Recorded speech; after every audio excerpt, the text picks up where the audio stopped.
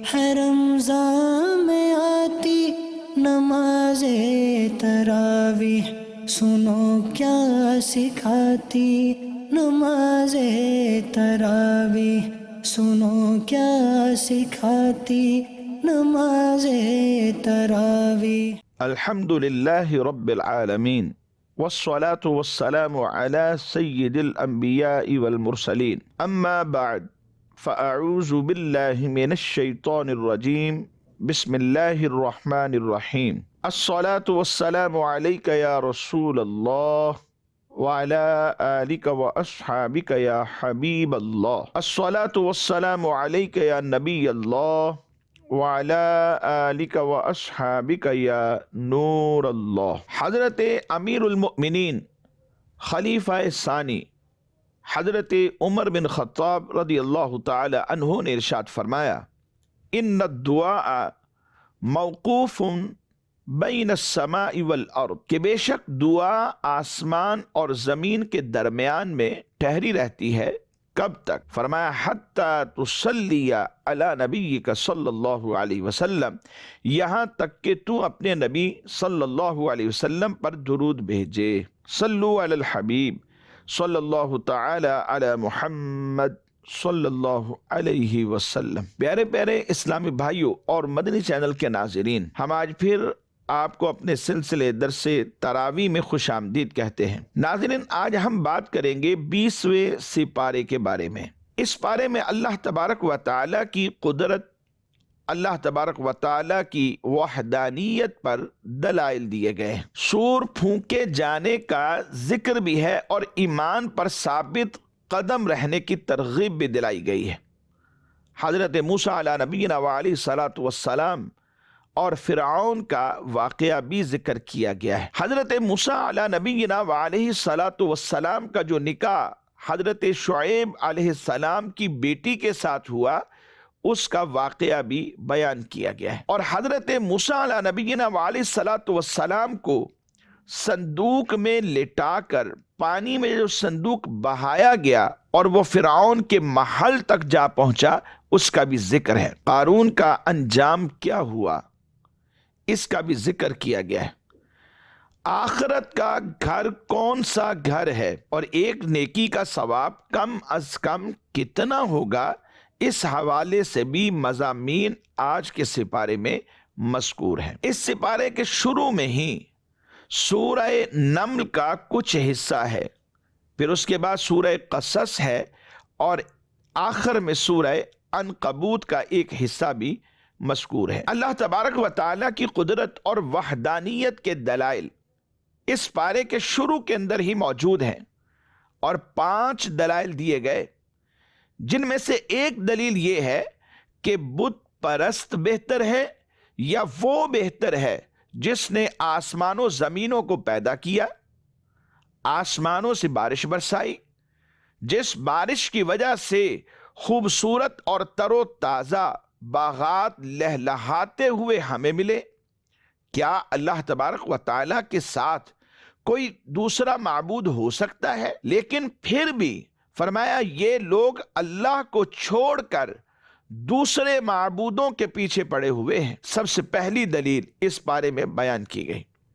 اللہ رب العزت ارشاد فرماتا ہے، امن خلق السماوات والارض وانزل لكم من السماء ماء فانبتنا به حدائق ذات بهجة ما كان لكم ان تنبتوا شجرها أإله مع الله بل هم قوم يعدلون۔ یا وہ بہتر ہے جس نے آسمان اور زمین بنائے اور تمہارے لیے آسمان سے پانی اتارا، تو ہم نے اس پانی سے با رونق باغ اگائے۔ تمہارے لیے ممکن نہ تھا کہ تم ان باغوں کے درخت اگا دیتے۔ کیا اللہ کے ساتھ کوئی اور معبود ہے؟ ہرگز نہیں، بلکہ وہ لوگ شریک ٹھہراتے ہیں۔ اس آیہ مبارکہ کا ایک تو معنی یہی ہے کہ جو امن کے ساتھ آیا، کیا بت بہتر ہے یا وہ جس نے آسمان اور زمین پیدا کیے؟ اور دوسرا معنی مفسرین نے یہ لکھا کہ مشرکین جنہیں اللہ تبارک و تعالیٰ کے ساتھ شریک ٹھہراتے تھے، وہ ہرگز بہتر نہیں ہے، بلکہ وہ بہتر ہے جس نے زمین کو پھیلا کر ہموار کر دیا اور اسے سختی اور نرمی کے درمیان متوسط رکھا، سورج کی شعاؤں کو جذب کرنے کی صلاحیت اسے دی اور جذب کرنے کی صلاحیت دے کر اسے رہائش کے قابل بنا دیا، اور زمین کے درمیان میں نہریں بنائی جن میں پانی جاری ہے، اور زمین کے لیے وزنی پہاڑوں کے لنگر بنائے جو اسے جنبش کرنے سے، حرکت کرنے سے روکتے ہیں، اور کھاری اور میٹھے دو سمندروں کے درمیان آڑ رکھی تاکہ ایک کا جو پانی ہے وہ دوسرے کے اندر داخل نہ ہو سکے۔ اور یہ ایک لمحہ فکریہ ہے، انسان کے لیے غور کرنے کا مقام، کہ ذرا وہ غور کر کے بتائے تو صحیح کہ کیا کسی انسان، سورج، چاند، درخت، پتھر یا آگ میں سے کوئی اس بات پر قادر ہے کہ وہ زمین میں ان خصوصیات اور ان نعمتوں کو پیدا کر سکے؟ جب اللہ تبارک و تعالی کے علاوہ کوئی اور ان خصوصیات کا مالک نہیں ہے اور ان نعمتوں کو پیدا وہ نہیں کر سکتا، تو تم صرف اسی کی عبادت کیوں نہیں کرتے؟ اصل معاملہ یہ ہے کہ ان میں اکثر لوگ جو ہیں وہ جاہل ہیں، جو اپنے رب تبارک و تعالیٰ کی توحید اور اس کی قدرت و اختیار کو نہیں جانتے اور اس پر ایمان بھی نہیں لاتے۔ اللہ تبارک و تعالیٰ کی معرفت کا ایک بہت بڑا ذریعہ ہے۔ ان چیزوں پہ اگر انسان غور کرے، پودوں، سمندروں اور دریاؤں کے بارے میں اسے علم حاصل ہو جائے، تو ان کے ذریعے سے وہ اللہ تبارک و تعالیٰ کی معرفت کو حاصل کر سکتا ہے، اور حکم بھی ہمیں یہی ہے، وَمَا خَلَقْتُ الْجِنَّ وَالْإِنسَ إِلَّا لِيَعْبُدُونَ، کہ انسان کی جو تخلیق ہے وہ اللہ کی معرفت کے لیے۔ امام مجاہد رحمت اللہ تعالی علیہ نے یہاں پر لکھا کہ یہاں عبادت سے لیعبدون سے مراد اللہ کی معرفت ہے، اور اللہ کی معرفت کے حصول کا ایک بہت بڑا جو ذریعہ ہے، پھول، پودے، سمندر، دریا اور اللہ کی پیدا کی ہوئی ان نعمتوں پر انسان اگر غور کرتا ہے تو وہ اللہ تبارک و تعالیٰ کی پہچان کو حاصل کر لیتا ہے۔ اور دوسری بات، کس نے زمین کو جھٹکے لینے سے روک کر جانداروں کے لیے قرار گاہ بنایا ہے، اس میں نہریں جاری کی، اس میں بھاری پہاڑ بطور لنگر ڈال دیے، اور میٹھے اور کھارے پانی کو مکس ہونے سے بچانے کے لیے ان کے درمیان میں رکاوٹیں کھڑی کر دیں۔ کیا اس قادر مطلق ذات کو بتوں کے ساتھ ملاتے ہو؟ ایک سوالیہ انداز میں ان پر ایک دلیل کو، ایک حجت کو قائم کیا گیا۔ اور اللہ کریم فرماتا ہے امن جعل الارض قرارا وجعل خلالها انہارا وجعل لها رواسی وجعل بین البحرین حاجزا اِلہ مع اللہ بل اکثرهم لا يعلمون۔ اور تیسری حجت، تیسری دلیل، مجبوری، مظلومیت اور حالت بیماری میں جب کوئی پریشان حالت میں یا پریشانی کے عالم میں وہ پکارتا ہے تو اس کی تکلیفیں کون سنتا ہے اور اس دکھوں کا مداوا کون کرتا ہے؟ فرمایا وہ وحدہ لا شریک ہے، واللہ تبارک و تعالی ہے۔ امن یجیب المضطر اذا دعاہ ویکشف السوء ویجعلکم خلفاء الارض اِلہ مع اللہ قلیلا ما تذکرون۔ یا وہ بہتر جو مجبور کی فریاد سنتا ہے جب وہ اسے پکارے اور برائی کو ٹال دیتا ہے اور تمہیں زمین کا وارث کرتا ہے، کیا اللہ کے ساتھ کوئی اور معبود ہے؟ تم بہت ہی کم نصیحت حاصل کرتے ہو۔ اور چوتھی دلیل، خشکی اور تری کے اندھیروں میں راستہ دکھانے والا، بارش برسانے والا، ٹھنڈی ہوائیں چلانے والا، فرمایا کون ہے؟ اللہ کریم یا ہاتھوں سے بنائی ہوئی مورتیاں، وہ مجسمے کے جو تم اپنے ہاتھوں سے تیار کرتے ہو، کیا وہ یا اللہ کریم؟ پھر فرمایا وہ اللہ واحد ہی ہے۔ اور ارشاد فرمایا امن یہدیکم فی ظلمات البر والبحر ومن یرسل الریاح بشرا بین یدی رحمتہ اِلہ مع اللہ تعالی اللہ عما یشرکون، اور پانچویں حجت قائم کی، تمہاری پہلی تخلیق کے بعد تمہیں دوبارہ پیدا کرنے اور آسمان و زمین سے تمہیں روزی پہنچانے، آسمان اور زمین کے چھپے ہوئے راز جاننے والا کون ہے، اور یہ واضح کر دیا کہ وہ اللہ تبارک و تعالی ہی ہے۔ ارشاد فرمایا امن یبدأ الخلق ثم یعیدہ ومن یرزقکم من السماء والارض اِلٰہ مع اللہ قل ہاتوا برہانکم ان کنتم صادقین، یا وہ بہتر ہے جو خلق کی ابتدا فرماتا ہے پھر اسے دوبارہ بنائے گا، اور وہ جو تمہیں آسمانوں اور زمینوں سے روزی دیتا ہے، کیا اللہ کے ساتھ کوئی اور معبود ہے؟ تم فرماؤ اپنی دلیل لاؤ اگر تم سچے ہو۔ قل ہاتوا برہانکم ان کنتم صادقین۔ تو ان 5 آیات بینات میں اللہ تبارک و تعالی نے اپنی قدرت اور اپنی وحدانیت پر 5 دلائل قائم کیے۔ اس کے ساتھ ساتھ علم غیب کے حوالے سے عقیدہ بھی دیا گیا۔ اللہ کریم فرماتا ہے قل لا یعلم من فی السماوات والارض الغیب الا اللہ وما یشعرون ایان یبعثون، تم فرماؤ اللہ کے سوا آسمانوں اور زمین میں کوئی غیب نہیں جانتا، اور لوگ نہیں جانتے کہ انہیں کب اٹھایا جائے گا۔ ناظرین، اس آیت کا شان نزول یہ ہے کہ مشرکین نے اللہ کے نبی صلی اللہ تعالی علیہ وآلہ وسلم سے قیامت کے آنے کے بارے میں دریافت کیا کہ قیامت کب آئے گی۔ ان کے بارے میں یہ آیت کریمہ نازل ہوئی، اور آیت کا مطلب یہ ہے کہ صرف اللہ تبارک و تعالی ہی غیب جانتا ہے، اس کے علاوہ اور کوئی غیب نہیں جانتا، اور قیامت قائم ہونے کا جو وقت ہے وہ اسے ہی معلوم ہے، اور آسمانوں میں جتنے فرشتے ہیں اور زمین میں جتنے انسان ہیں وہ نہیں جانتے کہ انہیں دوبارہ کب اٹھایا جائے گا۔ ناظرین، غیب کا علم اللہ تبارک و تعالیٰ کے ساتھ خاص ہے، اس کے متعلق ایک اہم کلام آپ کے گوش گزار کرنا چاہتا ہوں۔ ناظرین، اس آیت میں اور اس کے علاوہ کئی اور آیات بینات میں غیب کا جو علم ہے وہ اللہ تبارک و تعالیٰ کے ساتھ خاص کیا گیا ہے، اور اللہ تبارک و تعالیٰ کے علاوہ کے لیے اس کی نفی کر دی گئی۔ اسی مناسبت سے یہاں ہم علم غیب کے بارے میں خلاصتاً ایک گفتگو کرتے ہیں۔ یاد رکھیں، وہ آیات بینات اور احادیث اور اقوال علماء جن میں اللہ تبارک و تعالیٰ کے علاوہ دوسروں کے لیے علم غیب کی نفی کی گئی ہے، ان کا اصل جو مفہوم ہے وہ کیا ہے، اسے یاد رکھنے کی حاجت ہے۔ اہل حق کا عقیدہ کیا ہے، اس کے بارے میں ذہن نشین ہونا یہ بہت ضروری ہے۔ امام اہل سنت امام احمد رضا خان علیہ رحمت الرحمن اس حوالے سے آپ فرماتے ہیں، علم غیب اللہ تبارک و تعالیٰ کا خاصہ ہونا بے شک حق ہے، اور کیوں نہ ہو۔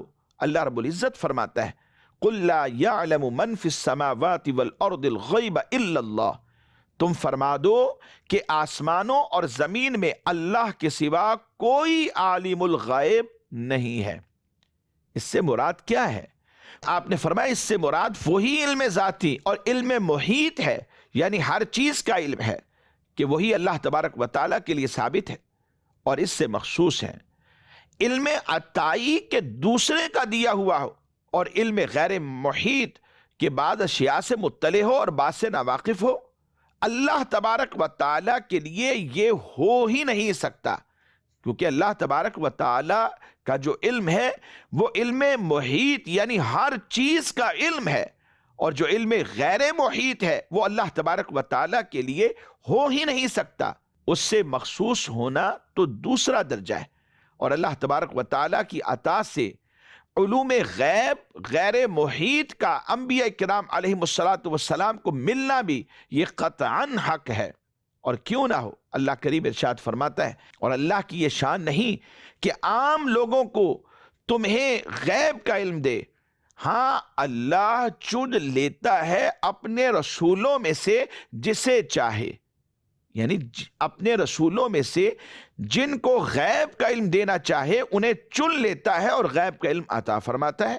اور فرمایا عالم الغیب فلا یظہر علی غیبہ احدا الا من ارتضی من رسول. اللہ عالم الغیب ہے تو اپنے غیب پر کسی کو مسلط نہیں کرتا سوائے اپنے پسندیدہ رسولوں کے. اور فرمایا وما هو علی الغیب بضنین، یہ نبی غیب کے بتانے میں بخیل نہیں ہے. اور دوسری جگہ فرمایا ذالک من انباء الغیب نوحیہ الیک، اے نبی یہ غیب کی باتیں ہم تم کو مخفی طور پر بتاتے ہیں.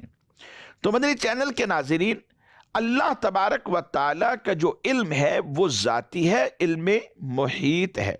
انبیاء اولیاء کے پاس غیب کا علم جو ہے وہ اللہ تبارک و تعالیٰ کی عطا سے ہے. یا نبی پاک صلی اللہ تعالیٰ علیہ وآلہ وسلم کے لیے علوم غیوبیہ کے بارے میں جو کہا جاتا ہے کہ رب نے عطا فرمائے ہیں وہ اللہ کی عطا سے ہیں اور علم غیر محیط ہیں. اس میں فرق کو ذہن میں رکھیے تو آپ کو بالکل واضح ہو جائے گا کہ رب خالق ہے اور مصطفیٰ جان رحمت اللہ کی مخلوق، اللہ کے بندے اور اس کے رسول ہیں. اور مدنی چینل کے ناظرین، اس کے علاوہ آیت نمبر 87 میں سور پھونکے جانے اور اس کے نتیجے میں پیدا ہونے والی گھبراہٹ کا ذکر کیا گیا اور نیکوکاروں کا قیامت کے دن کی گھبراہٹ سے محفوظ ہونے کا ذکر کیا گیا. وَيَوْمَ يُنفَخُ فِي الصُّورِ فَفَزِعَ مَنْ فِي السَّمَاوَاتِ وَمَنْ فِي الْأَرْضِ إِلَّا مَنْ شَاءَ اللَّهُ وَكُلٌّ أَتَوْهُ دَاخِرِينَ. اور جس دن سور میں پھونکا جائے گا تو جو آسمانوں میں ہیں اور جو زمین میں ہیں سب گھبرا جائیں گے مگر وہ جنہیں اللہ چاہے، اور سب اس کے حضور عاجزی کے ساتھ حاضری دیں گے. اس سورت کے آخر میں بیان کیا گیا کہ مجھے حکم دیا گیا ہے کہ میں فرما برداروں میں سے رہوں اور قرآن کی تلاوت کروں. سو جس نے ہدایت قبول کی اس میں اسی کا فائدہ ہے، اور جو راہ راست سے بھٹکا رہا تو کہہ دے کہ میں صرف عذاب سے ڈرانے والوں میں سے ہوں. ایمان پر ثابت قدم رہنے کی ترغیب بھی دلائی گئی. جس طرح اس سورت کی ابتدا جو ہے عظمت قرآن کے بیان سے ہوئی تھی، یوں ہی اس کے اختتام پر بتایا جا رہا ہے کہ انسان کی سعادت اسی بات کے اندر ہے کہ اس کتاب مقدس کی تعلیمات کو مضبوطی سے تھام لے. میرے حضور نبی پاک صلی اللہ علیہ وسلم نے ارشاد فرمایا کہ اے علی ان قریب فتنے آئیں گے. عرض کی کہ یا رسول اللہ صلی اللہ علیہ وسلم جب فتنہ آئے تو پھر کیا کریں؟ فرمایا کتاب اللہ، یعنی قرآن کو مضبوطی سے تھام لینا. قرآن وہ عظمت والی کتاب ہے کہ اگر ہم اسے مضبوطی سے تھام لیتے ہیں، اس کا سہارا لیتے ہیں، اس کی تعلیمات پر عمل کرتے ہیں تو دنیا بھی کامیاب ہے اور آخرت بھی روشن ہوگی. ناظرین، اس کے بعد ہے سورہ قصص.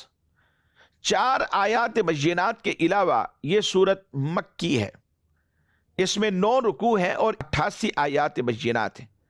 قصص کا معنی ہے واقعات اور قصے، اور چونکہ اس صورت میں مختلف قصے جیسا کہ حضرت موسیٰ علیہ نبینا علیہ الصلاۃ والسلام کا قصہ، قارون کا قصہ، تو اس طرح مختلف قصص کا ذکر ہے، اس وجہ سے اسے سورہ قصص کہا گیا. اس سورہ مبارکہ میں چونکہ قارون کا بھی ذکر ہے تو جانیے یہ قارون کون تھا اور اس کا انجام کیا ہوا. قارون جو تھا یہ حضرت موسیٰ علیہ نبینا علیہ الصلاۃ والسلام کا چچا زاد بھائی تھا. انتہائی خوبصورت تھا، حسین شکل کا مالک تھا، اسی لیے اسے منور بھی کہا جاتا تھا.